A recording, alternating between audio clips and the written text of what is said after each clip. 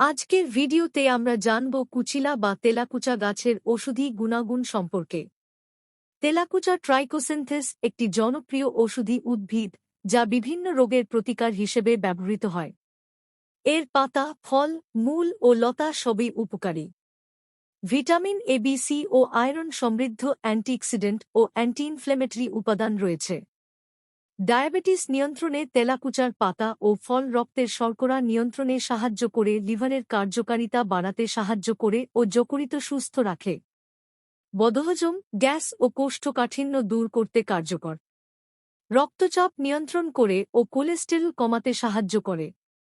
ব্রণ, ফুসকুড়ি ও চুলের খুশকি দূর করতে তেলাকুচার রস উপকারী। শরীরের রোগ প্রতিরোধ ক্ষমতা বাড়ায় ও সর্দিকাশি প্রতিরোধ করে। পাতা বা ফলের রস খাওয়া যায়। পাতা বেটে ত্বকের বিভিন্ন সমস্যায় ব্যবহার করা যায়। তরকারি বা ভর্তা হিসেবে খাওয়া যায়। সতর্কতা: অতিরিক্ত গ্রহণ করলে ডায়রিয়া বা পেটের সমস্যা হতে পারে। গর্ভবতী ও শিশুদের ক্ষেত্রে চিকিৎসকের পরামর্শ নেওয়া উচিত। তেলাকুচা একটি উপকারী ওষুধি উদ্ভিদ যা প্রাকৃতিকভাবে নানা রোগ প্রতিরোধে সাহায্য করে।